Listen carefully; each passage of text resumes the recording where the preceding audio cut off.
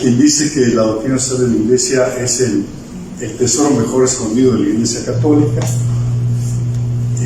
Hay un conocimiento superficial sobre lo que es la doctrina, o hay un conocimiento como del libro de texto, digamos.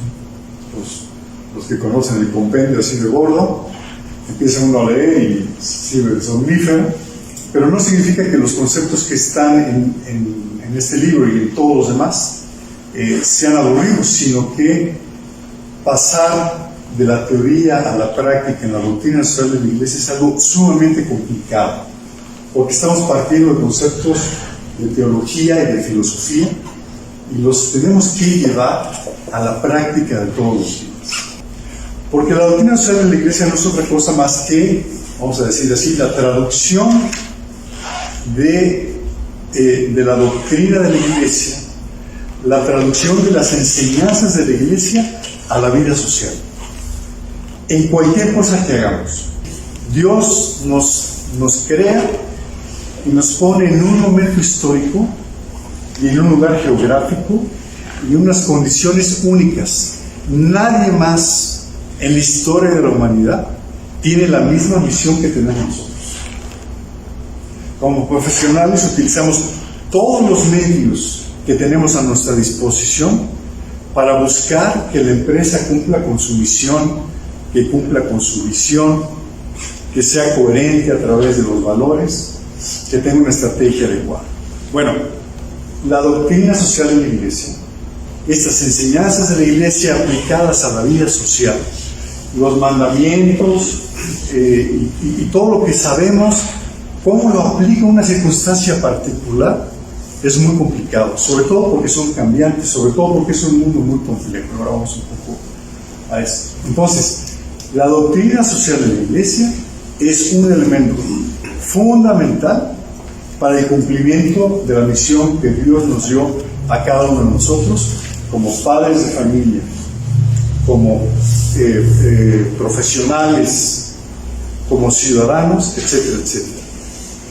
Vamos entonces a comentar un poco sobre este tema el día de hoy y vamos a orientarnos hacia los principios y los contraprincipios. Vamos a ver ahora cómo es eso. Bueno, primero quisiera comentar rápidamente una serie de fundamentos intelectuales. ¿Por qué fundamentos intelectuales? Porque Jesús dice: yo soy el camino, la verdad y la vida. De tal manera que tenemos que descubrir la verdad en lo que hacemos. Pero esa verdad tiene una serie de requisitos. ¿Cómo encontramos la verdad? Uno es: la opinión no lleva a la verdad. Estamos en un mundo de opiniones. Todo el mundo tiene una opinión, todo el mundo tiene el derecho de presentar su opinión, su verdad, entre comillas, ¿no? Segundo, la fe católica no es una ideología. Una ideología es un grupo, un sistema de ideas alrededor de una o varias ideas centrales. Y esas ideas centrales pueden ser falsas, de hecho lo son. Y entonces, ¿pero qué es lo que está buscando? Que el sistema funcione. Eso es lo que busca el sistema. Pero eso no significa que ese sistema nos lleve a la verdad. La fe católica que recibe del Hijo de Dios hecho hombre la revelación, la verdad con mayúsculas, eso es lo que nosotros somos, no somos ideología. Tercero, hay varias fuentes de verdad que están relacionadas con lo que acabo de decir. La revelación, la Sagrada Escritura, el magisterio de la Iglesia, la tradición, pero también está la ciencia, porque la ciencia, Dios es maravilloso, nos crea con unas capacidades para descubrir la verdad, no solamente la que Él nos da para que la aceptemos, sino la verdad del mundo. Y la ciencia, ¿qué es lo que hace? Descubrir aquellas cosas que nos confirman la revelación, las verdades que Dios nos ha dado. Sabemos que el mundo fue creado por Dios, es su creación. Y entonces viene la biología, y viene la física, y vienen las matemáticas, y todas las demás ciencias, y nos explican cosas que lo que hacen es confirmarnos confirmarnos y darnos algunos detalles de esta realidad que está en la misma naturaleza de la creación que Dios hizo. Algunos más. Principios, criterios y guías de acción. Esto está tomado de San Juan Pablo II. Vamos a ver, claro, los principios en un momento. Pero bueno, están entonces los principios de la doctrina social de la Iglesia. El tiempo, y estos son unos principios que da el Papa Francisco, la idea del Evangelio. Habla de esto. Uno, acordemos que el Papa es jesuita, entonces intelectual.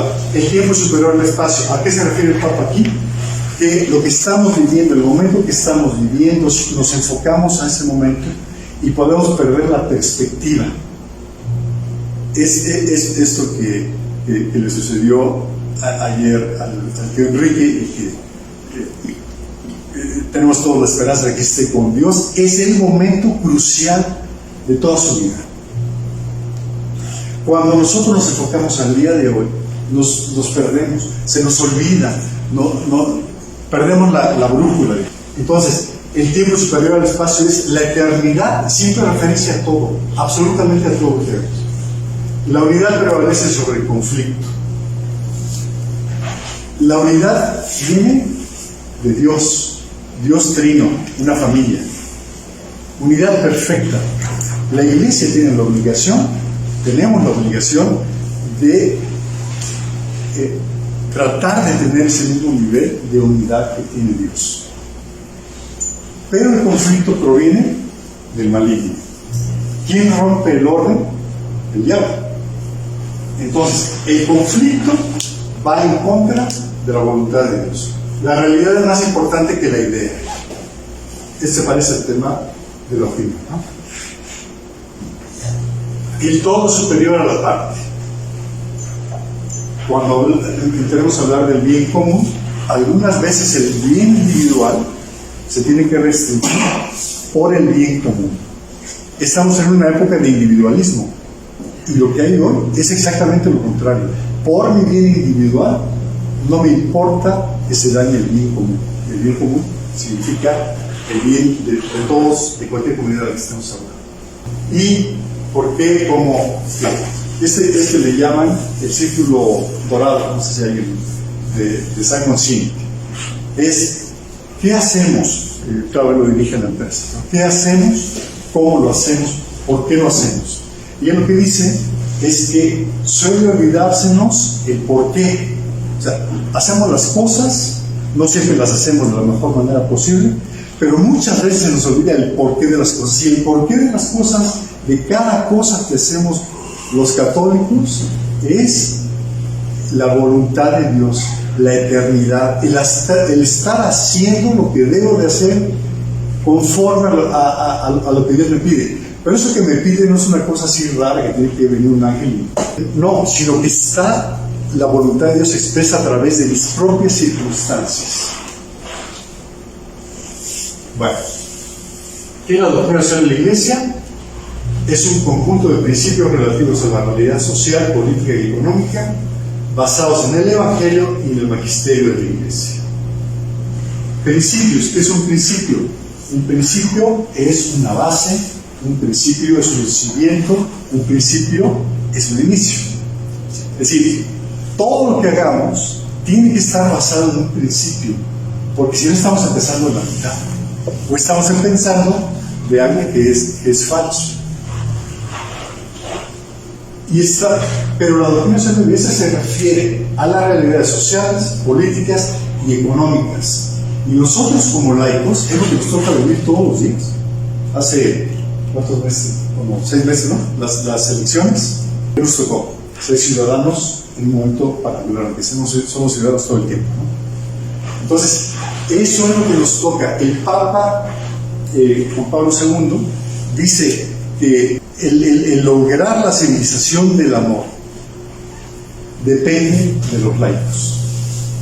Si antes era la iglesia jerárquica la que dirigía a los laicos en un mundo menos complejo, hoy se requiere que los laicos que somos especialistas cada uno en distintas cosas, muy diferentes cosas, tengamos un papel fundamental.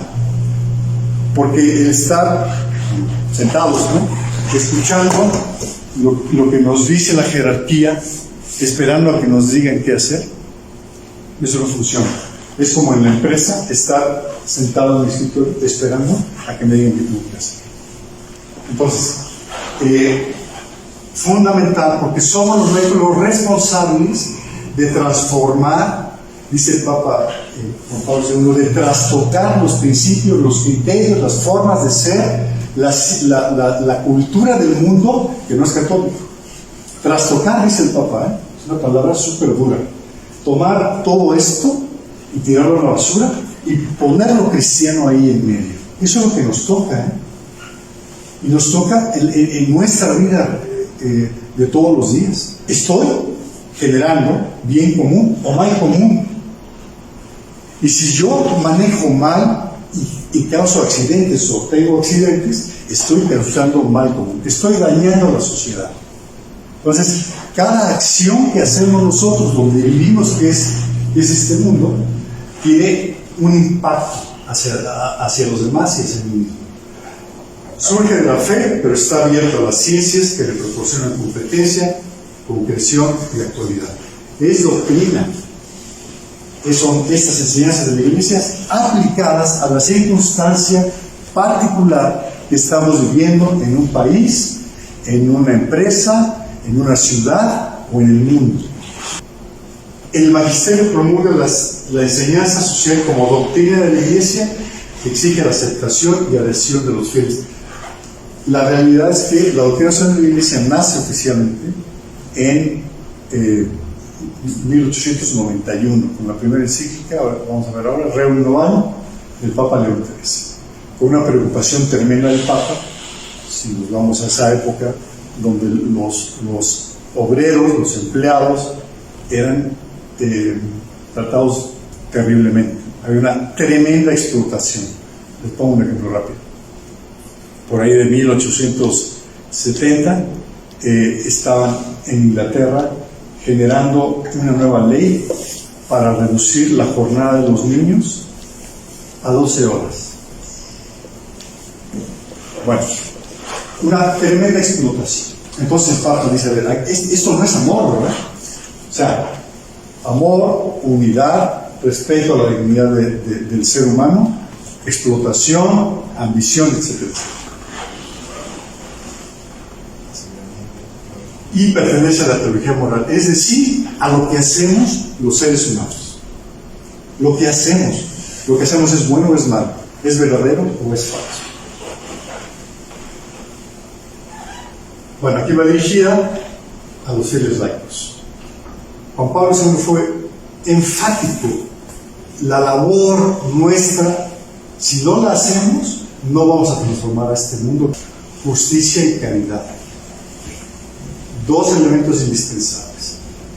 Dar a cada quien el suyo, de la justicia, y caridad, sobre todo el amor de misericordia, el amor de benevolencia, que nos lo han estado diciendo los papas, incluido Francisco. La misericordia, es el Papa de la misericordia. Es decir, dar gratuitamente, amar gratuitamente, y en la empresa también, a los miembros de otras iglesias y comunidades eclesiales y a quienes no pertenecen a ningún grupo religioso. Es decir, a todos los seres humanos. ¿Por qué? Porque nuestra naturaleza, que nos dio Dios, es la misma. No estamos imponiendo algo falso o una creencia como católicos a todos los demás, sino que estamos simplemente identificando la naturaleza humana y aplicando sus principios, criterios y ideas de acción para que se haga esto. ¿Por qué? Porque Dios nos creó a su imagen y semejanza. Tenemos la misma naturaleza, inteligencia, voluntad, emotividad, que nos lleva a buscar la verdad, el bien y la belleza. Entonces, si como seres humanos no encontramos la verdad, estamos en un problema grave. Si como seres humanos no hacemos el bien, estamos en un problema grave, y el día que tengamos la crisis, vamos a estar en durísimos, gravísimos problemas. Bueno, ¿qué sucede? Pues mete el diablo la cola, pero que es el que dice, no serviré, no voy a servirte, tú eres Dios, no te voy a servir. ¿Por qué? Porque yo soy más chido. Porque yo quiero hacer lo que me viene en gana, aunque tú seas Dios, aunque tú me hayas creado y aunque seas superior a mí. Pero Dios no lo hizo para humillar a nadie. Dios nos da el regalo, en la primera cita, el regalo de la vida. ¿Y qué tenemos que hacer otra cosa sino agradecer el regalo que recibimos? Y la soberbia del demonio hace romper el orden, desumir. Y eso mismo, pues toma a estos dos pobres y se los comunica a ellos. Es decir, al desobedecer, cuando Dios les dijo, no comas de ese árbol, al desobedecer, viene no solamente el pecado de desobediencia, sino el pecado también de soberbia. Seréis como dioses, o sea, no hagan caso, hagan lo que ustedes quieran. O sea, yo soy más que tú Dios. Esto desordena toda la creación de Dios, y entonces pues nos metemos en un problema grave, que es el bien común y el mal común. Normalmente se habla del bien común, pero a veces hay que hablar de lo contrario para que quede más claro. Entonces, el bien común son todas las condiciones sociales que promueven el desarrollo de los cuerpos intermedios, entiéndase cualquier tipo de asociación, de comunidad, y el desarrollo pleno, el alcanzar la vida eterna, en todo caso, al final, la vida eterna de cada uno de los miembros de esa comunidad. A eso, esa promoción, se le llama bien común. Y el mal común, ¿qué es? Por lo contrario. Ahora, el bien común es el resultado de 4 principios. El principio de solidaridad, la determinación firme y perseverante de empeñarse por el bien común. Es decir, la solidaridad va dirigida hacia el bien común, por el bien de todos y cada uno como responsables unos de otros. La entrega por el bien del prójimo en sentido evangélico, es decir, ponerse en los zapatos del otro, reconocer que necesitamos todos de todos. Esa es la solidaridad. Tú me necesitas, pero yo también sé que te necesito. Y esto, bueno, siempre que hay terremoto en México, pues, ya sabemos que sucede con una gran generosidad, pero ¿cómo nos comportamos en todo momento solidariamente o no con los que nos topamos a cada momento? Es el primero. El segundo es la subsidiariedad. La subsidiariedad es una intervención excepcional, complementaria y auxiliar de las estructuras sociales superiores a favor de los individuos y de las pequeñas comunidades. Está medio enredado. ¿Qué significa? El que sabe más, el que tiene más capacidades, se preocupa por el que tiene menos. Pero no como en la solidaridad, que nos ayudamos todos entre todos, sino porque hay alguien que requiere ayuda para poder cumplir con sus propios fines. Y les doy un ejemplo. Los niños pequeñitos, ¿no? Cuando el niño empieza a levantarse y a tomarse de la silla y quiere caminar, ¿qué hacemos? Una labor subsidiaria. La mamá y el papá le tomamos la manita y caminamos cada uno o uno mismo, así, ¿no? Y llega un momento en el que el niño ya aprende a caminar solo, pero se tambalea. Entonces, ¿qué estoy haciendo? Que no se va a romper la cara contra la mesa. Eso es la subsidiariedad. El siguiente principio es la participación. La participación es una serie de actividades mediante las cuales el ciudadano, como individuo o asociado con otros, contribuye a la vida cultural, económica, política y social de la comunidad civil a la que pertenece.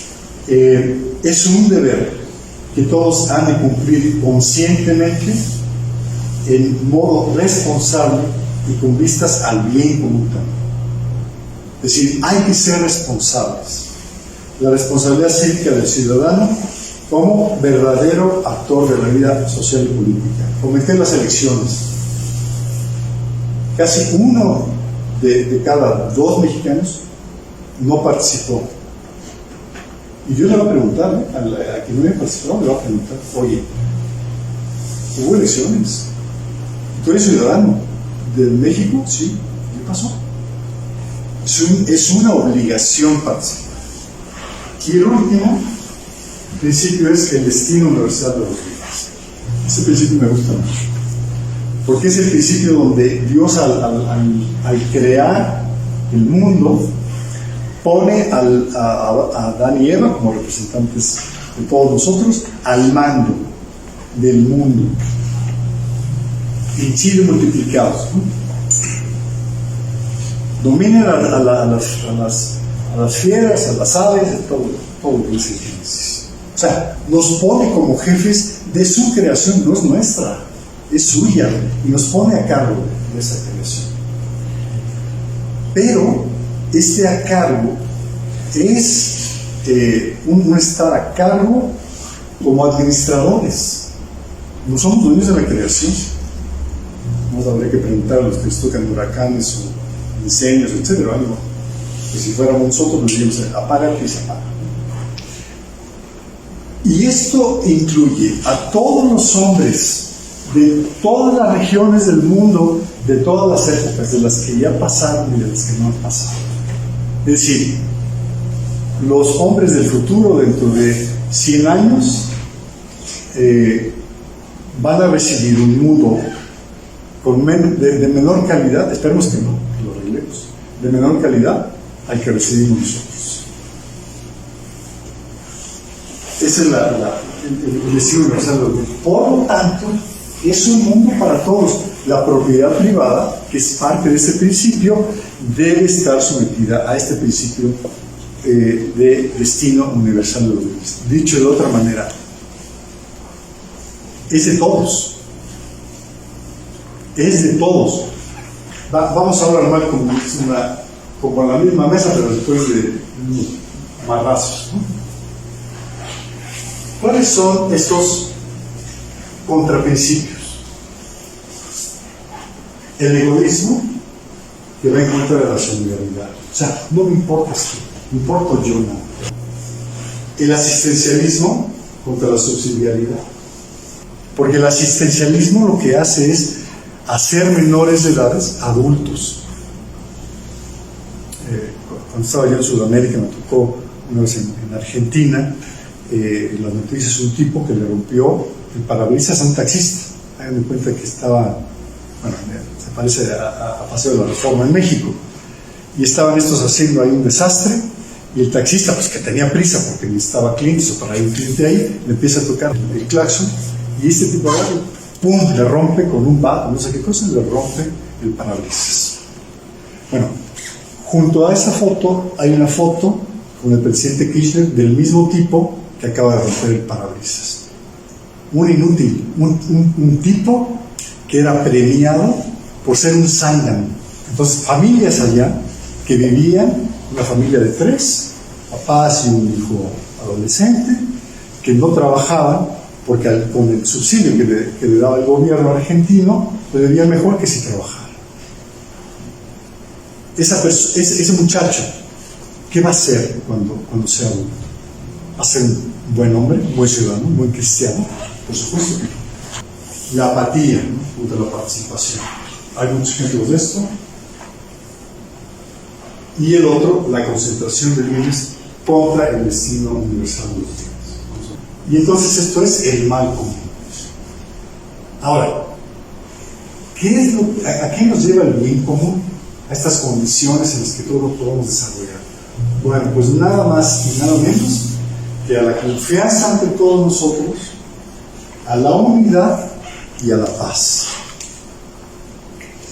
Si nosotros confiamos en cada uno, si estamos unidos y si logramos la paz, es decir, un estado de serenidad, de tranquilidad, de orden, entonces, ¿qué estamos haciendo? Nos estamos pareciendo más a Dios como sociedad. como iglesia, como familia, como escuela, como grupo parroquial. Ahora, ¿qué pasa con el mal común? ¿Cuáles son las consecuencias del mal común? ¿A alguien se le ocurre algo que suframos en México fruto del mal común? ¿Cuáles son las tres causas, creo yo, por las que la gente votó por él, que se estaban viviendo al término del gobierno? Desigualdad, corrupción, robo. Y alguien mencionó por ahí el tema de la violencia, ¿no? En otras palabras. No se está de acuerdo. Yo creo que esos son los tres elementos del mal común que vivimos en México. Es gravísimo. Y entonces, ¿qué trae esto? Bendición. No solamente viene solo, sino que este tipo está todos los días duro y dale, ¿no? Para dividirnos. Subdesarrollo y populismo. ¿Por qué nace la doctrina? O sea, la iglesia, dije, el arranque, pero nace por la aparición de las ideologías. Hasta fines de la Edad Media, ¿qué había? Gremios, ¿no? Los artesanos, ¿no? Los comerciantes. Entonces estaba que el maestro y los aprendices, ¿no? Y el maestro no le enseñaba al otro. No le cobraba. O sea, había más o menos, lo humano siempre es imperfecto, pero había más o menos un sistema en el que se iba aprendiendo, el siguiente, los hijos del maestro, pero también otros más, y eso iba manteniendo la economía en su momento. Pero viene el capitalismo. ¿De dónde viene el capitalismo? Pues de las máquinas, ¿no? Nacen las máquinas y entonces el artesano pues ya no es competitivo, porque tienes una fábrica que hace lo mismo de manera mucho más rápida. ¿Y qué termina sucediendo? Bueno, los artesanos terminan siendo empleados de quien es dueño de la empresa. Y eso tiene un proceso. El capitalismo primero es familiar, después es gerencial, después corporativo y después cognitivo. Eso, a lo largo del tiempo se va modificando en la medida en la que el mundo va desarrollándose desde el punto de vista económico. Ahora, los papas han dicho que debemos liberarnos de las ideologías. Y esa es una frase un poco complicada, ¿no? ¿Cómo que debemos de liberarnos del capitalismo? Pues no es lo que nos ha hecho estar donde estamos. No hay países desarrollados, México mismo que ha ido avanzando. ¿Cómo que hay que liberarse de las ideologías? Bueno, el problema es principios, criterios y guías de acción, causa y efecto. La unidad es superior al interés individual. O sea, todos estos principios de los que hablamos, ¿por qué? Porque el capitalismo individualista nace con el objetivo de la maximización de las utilidades para los accionistas. Es increíble, yo todavía en el trabajo que tuve, el CEO, que era muy buena gente, por cierto, yo creo que cristiano, se la pasaba repitiendo, maximizar las utilidades para los accionistas. Increíble. ¿Por qué? Porque ese es uno de los principios. La ley de la oferta y la demanda. Es una ley, ¿no? Pero ese es el problema. Y la ley de la oferta y la demanda está incluida la persona. Y entonces todos esos artesanos que se fueron a la fábrica, les pagaban nada, dormían ahí, y vivían ahí. Los niños, eso que decía yo, los metían en las máquinas. No importa el ser humano. El ser humano es cosificado, es una cosa. Hay un invento que es muy bueno, que es la contabilidad. ¿Cómo clasifica la contabilidad a sus empleados? En el estado de resultados, ¿dónde están los empleados? Un gasto. Es un gasto, ¿no? Gastos de personal. En el balance están las personas? No están, ¿no? Nada más la persona es un gasto, no es un activo, ¿eh? O sea, compras una máquina y es un activo, ¿no? Y lo deprecias. Pero una persona, digo, también es clasificado, pero vamos a seguir el cuentito. Pero una persona ni siquiera está en los activos, no está en el capital. ¿Qué es peor que una cosa? Es un gasto. Y por eso las empresas gringas, en cuanto pasa lo que sea, vámonos, 1,000, 2,000, 3,000, 5,000, rapidito. ¿Por qué? Es un gasto. Es un sistema basado en el egoísmo, en la ambición y la predestinación calvinista. Es decir, si yo tengo lana es porque Dios me quiere mucho. A mí, yo estoy administrando los bienes que Dios generó en la creación, y los doy porque soy a todo dar. Ese es el calvinismo, el protestantismo, ¿no? Por eso es que los gringos son más desarrollados que nosotros. Ese calvinismo, entonces, que es yo me hago rico, siempre pienso en mí. Y piensen en las empresas americanas que están en bolsa. ¿Qué sucede? El valor de la acción del siguiente trimestre. Yo estuve siempre en empresas americanas, no voy a decir el nombre, pero una de ellas, farmacéutica. ¿Y qué nos pedían? Nos ponen una pistola aquí en la 100 y me das el número del mes a como dé lugar. Me lo tienes que dar. No tienes opción. ¿Y entonces qué hacían los directores de las afiliadas? Pues inventar ventas. Eso obviamente no es bien común para las empresas, pero sí sube el precio de la acción en el trimestre. Si ustedes ven una gráfica de las ventas de General Motors, es así, es la montaña rusa. Ven las ventas de Toyota y es así. Entonces, particularmente el sistema capitalista gringo es terrible. ¿Y qué viene como reacción al capitalismo? Socialismo. Los colectivismos. Control político, económico y social por el Estado. Basado en la envidia y el odio hacia quien tiene más, ¿no es cierto? Cuba, los cubanos son más ricos que antes.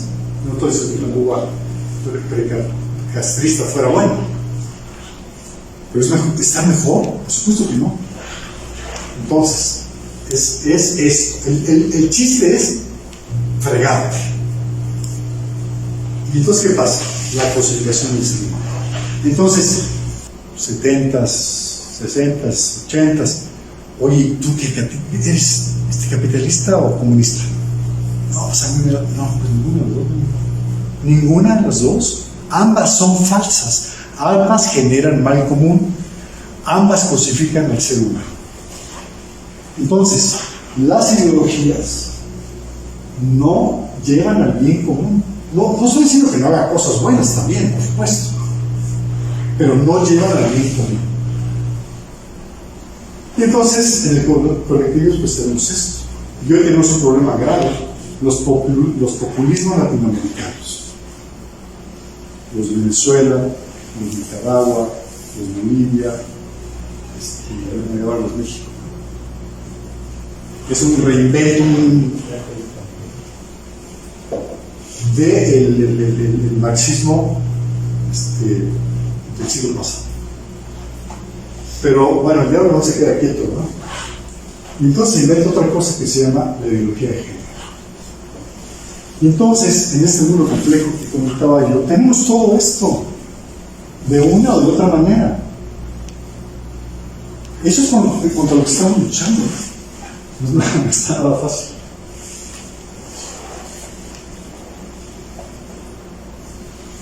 Bueno,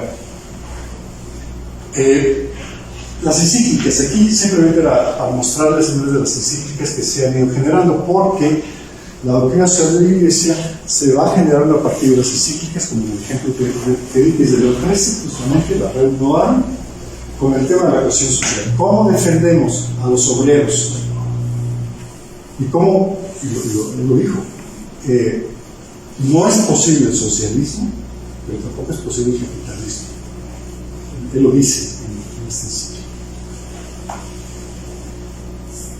Pío XII, en una serie de encíclicas también, solamente para que vean el Juan XXIII y el Vaticano II, y después Pablo VI, Pablo II, hay muchos más, ¿no? Pero simplemente este es un camino. ¿Por qué hablan tanto los papas de estas cosas? Bueno, porque las cosas van cambiando y los papas nos dan guías, nos ayudan, porque nosotros solo no tenemos la capacidad para entender cómo enfrentarse a estas cosas.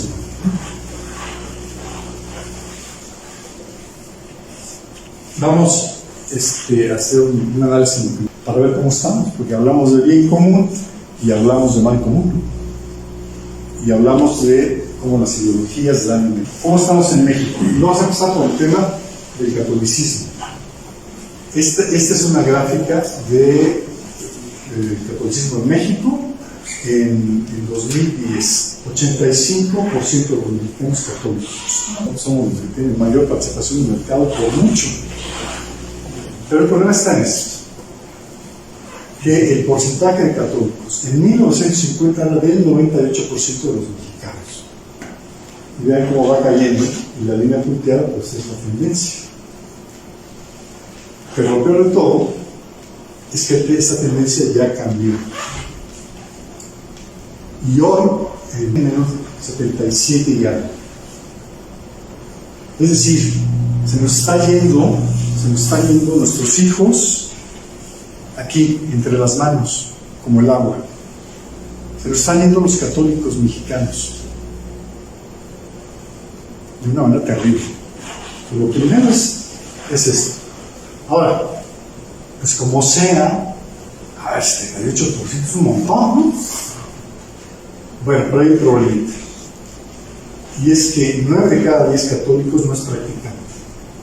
Es decir, solamente el 7.8% de los católicos son practicantes. Y practicantes en este caso significa que van a misa los domingos. Entonces la pregunta es, aquí está el mapa de América. ¿Por qué está ahí? Porque 1 de cada 2 católicos en el mundo está en América. Brasil es el país con más católicos en el mundo. México es el segundo. Filipinas es el tercero. Y luego Estados Unidos es el cuarto. Si México, si todos los demás países están como nosotros, están en problemas, ¿no? Vamos a otros indicadores que estos ya no son ligados con el catolicismo. Cuando presentamos un plan anual, no sé, un montón, que tardas un montón de semanas generando la información, todos los datos, toda la presentación, o sea, haces un diagnóstico y una solución que es el plan, ¿no? Bueno, estamos haciendo lo mismo, estamos haciendo un diagnóstico de cómo estamos en México es un país súper importante en el mundo. Somos el país número 13 en territorio. Somos el país número 11 en fuerza laboral. Nada mal, ¿no? Y somos, o deberíamos estar mejor, el país número 16 en Producto Interno Bruto. Si se fijan ahí, va una línea de abajo. Cuando baja, significa que éramos el número 8 del PIB. Estamos sobre países europeos, ¿no? Y eso era el Chente. En la época del Chente estábamos ahí. Hoy vamos subiendo, lamentablemente, lo cual significa pues, que vamos perdiendo competitividad. Bueno, pero por favor, oiga, pues está súper bien. Está buenísimo. Yo quisiera, si no fuera mexicano, quisiera ser de este país, ¿no? Bueno, pero cuando nos vamos a otros indicadores encontramos algunos problemas. En educación estamos en el número 85 del mundo. En salud estamos en el 43. Y el PIB per cápita Estamos en el 82. Pues qué padre, ¿no? Empezamos el 16 en PIB. Pues yo creo que el 82. Bueno, hay un indicador de la ONU que combina esos tres elementos, que es este. Y vean la tendencia. Que es el índice de desarrollo humano. Es decir, en México, en lugar de mejorar, empeoramos. Está plano más o menos. Y ahora estamos peor. ¿Qué significa? Que hay otros países que están mejorando y nosotros no. Pero luego es la parte de acá, el lugar que ocupan esos países latinoamericanos. Yo no sé el de Cuba, yo el de Cuba es información falsa, pero bueno, vamos a creerle a todos los demás. Y así como está eso, hay unos indicadores muy similares. Chile siempre anda por ahí, los 40. El mejor país de Latinoamérica, siempre por mucho.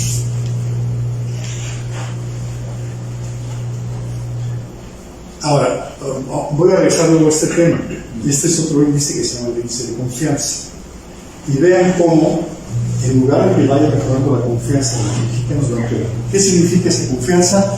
Cuando a un mexicano le preguntan, oye, ¿confías en los demás o no? Y dice, no. Bueno, significa que cuando nos comparamos con otros países, ahorita voy a enseñarles una gráfica que muestra esto mucho mejor, estamos fregados. O sea, muchos mexicanos desconfiamos en nuestros conciudadanos. Y luego está el índice de corrupción. Allá, lo puse chiquitito, pero me da muchas ganas. Allá, en el techo, 124. 139. Bueno, sí. Sí, bueno, sí, quería yo ponerme optimista. Bueno, ahí está. Ahí estamos, en el índice de corrupción. O de transparencia, si no lo sabes. Transparencia. Bueno, este es el México que tenemos. Decía yo que lo que hacemos tiene impactos. Todo lo que hacemos tiene impactos. Esta es la realidad del segundo país con más católicos, con estos resultados, los de arriba. Esos son nuestros resultados. ¿Qué no hemos hecho bien? ¿Hemos generado bien? ¿O hemos generado mal? Y eso se expresa en esta cosa tristísima. 67 millones de mexicanos en pobreza. 67 millones. Pero peor todavía, 1% de los mexicanos, porque ahí estamos todos, nos dueños del 50% de la riqueza. ¿Dónde quedó el principio del destino universal de los bienes? ¿No queda de todo México? ¿No queda de todos? Este es un poco más de detalle, simplemente son los datos de Coneval. Lo que dice es, de hace 2 años, perdón, del 2018 al 2020, pues ha caído, peor. O sea, no va a bajar. Pero luego hablaba yo del tema de la confianza. El tema de la confianza es fundamental. Este es un indicador bastante nuevo. Porque hay una relación que van a ver ahora. Claro, si yo hago negocios con alguien de quien desconfío, ¿qué es lo que hago? Tratar de amarrar todo, ¿no? Por todos lados. El contrato, un pagaré, todo lo que hay que saber que es abogado, entonces me pueden decir todas las cosas que hay que hacer. Bueno, pero fíjense nada más, está arriba, fíjense quién está arriba, en el 60% de confianza, el nivel de confianza, China. Eso hay que meterse más porque es bastante increíble. En la gráfica no caben los nórdicos que están más arriba, están como del 80%. Noruega, Suecia, Finlandia, allá arriba, en el techo de la confianza. Y luego vienen todos estos países europeos, Estados Unidos, y después Argentina, van a estar Reino Unido también, Corea del Sur, Argentina, España, Uruguay, los latinos. Pero vean, este es un programa muy triste, porque en México en los 90 estaban en el 31%, y hoy estamos en el 13%. Es decir, vamos en la dirección equivocada. Y este es otro súper interesante. Este lo que muestra es la misma pregunta, ¿en qué porcentaje confesan los demás? Pero hacia acá es el PIB per cápita. Es decir, es esto lo que vemos aquí. Es una correlación, ¿no? A mayor ingreso per cápita, mayor confianza. A menor ingreso per cápita, menor confianza. Y México, pues andaba acá, ¡pum! Vale que nos cae. Entonces, no solamente es un tema cristiano, no es solamente un tema de ser humanistas, de ver a los demás como hijos de Dios, es un tema también de resultados económicos. Bueno, y esto nos lo dice el apóstol San Pablo en su epístola. Hermanos, si uno dice que tiene fe, pero no viene con obras, ¿de qué le sirve? ¿Acaso lo salvará esa fe? Si un hermano o una hermana no tienen con qué vestirse ni qué comer, y ustedes les dicen que les vaya bien, caliéntense y aliméntense, sin darle lo necesario para el cuerpo, ¿de qué les sirve? Lo mismo ocurre con la fe. Si no produce obras, es que está muerta. Entiendan pues que uno llega a ser justo a través de las obras y no solo por la fe. La pregunta entonces es, ¿cómo estamos en el segundo país con más católicos en el mundo? En términos de bien común y de mal común. Mucho chamo. Ahora, en los negocios esto se le llama oportunidad, ¿no es cierto? O sea, no es para que nos pongamos a llorar, o para que nos vayamos a Estados Unidos, o a Canadá, o a España, o a donde sea. No. Es para que nos pongamos a chambear, que es lo que nos está pidiendo el Papa Francisco. El sínodo de sinodalidad. Eso es justamente. Ya hablaremos en otra ocasión de eso. Pero eso es justamente. Eso es una oportunidad para los mexicanos, para que mejoremos, para que en los negocios no tengamos principios del capitalismo individualista, para que en la política haya principios del comunismo socialista latinoamericano, para que hagamos lo que tenemos que hacer. Ese es el tema, es lo que nos está pidiendo. No porque nosotros no hagamos nada, nosotros estamos aquí sentados, pero en los negocios, ¿cómo hacemos para enfrentarnos a la crisis del COVID? ¿Cómo hacemos? Una estrategia y la llevamos a cabo. Bueno, aquí no se trata de eso, se trata de lo más importante de todo, que es la vida eterna. Tenemos estrategia, estamos ganando participación de mercado, estamos haciendo familias, empresas, comunidades, estados, municipios más cristianos.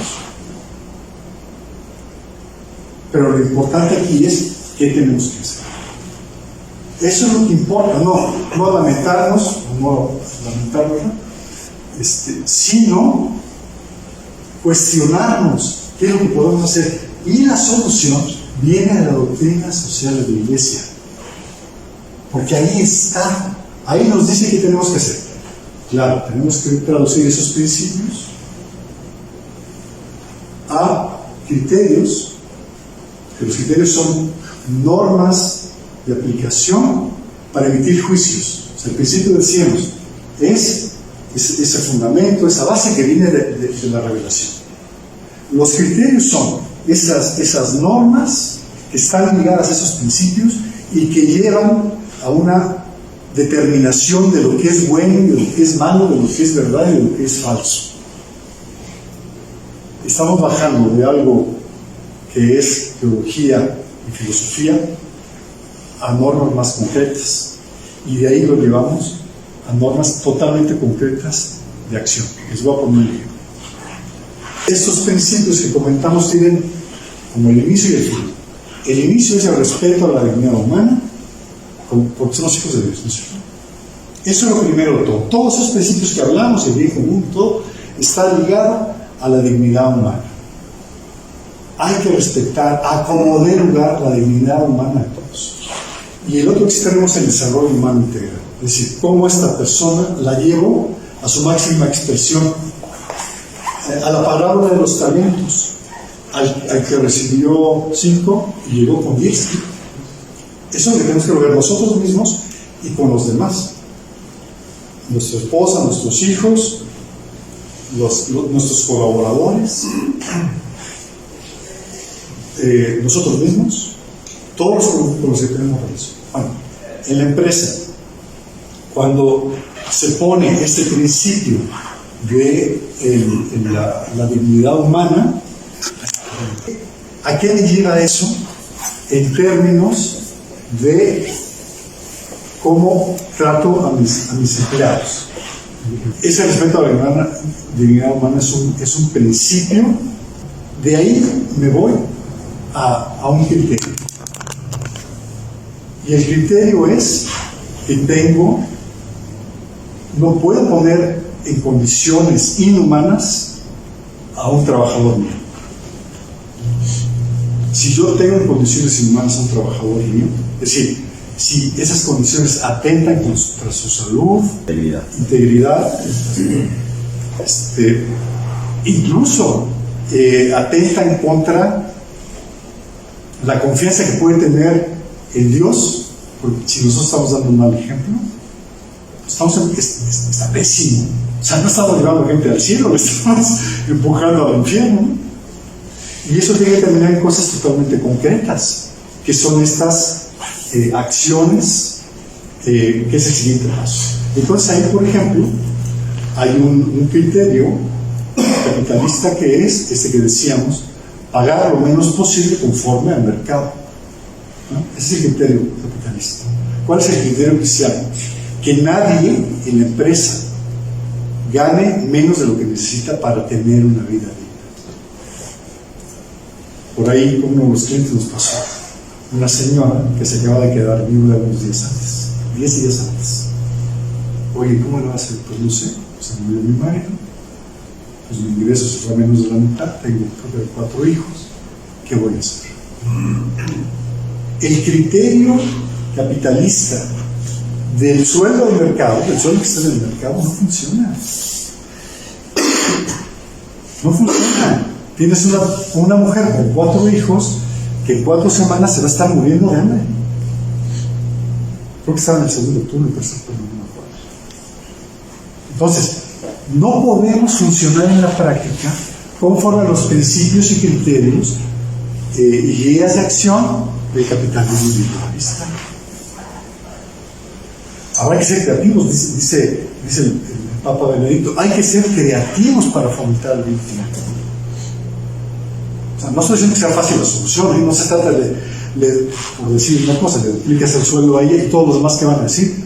Bueno, habrá que ser creativos para encontrar una solución adecuada. Pero no podemos quedarnos con los principios, los criterios y las guías de acción porque también individuales. ¿Qué nos toca hacer? Son los lugares en los que nos toca estar, ¿no? La familia, el movimiento, sea la colonia, un barrio, los grupos vulnerables, la escuela, en el caso de nuestros hijos. Pero hay otras dos comunidades súper importantes que son las que causan el mayor daño: la política y la empresa. 80% de los recursos a nivel mundial los tienen las empresas y el 20% lo tienen, vamos a decir como el 15% lo tienen los gobiernos y la diferencia la tienen las ONGs. ¿Qué vamos a hacer en lo personal y qué vamos a hacer como miembros del reino? Dice la invitación que nos hace el Papa en este signo de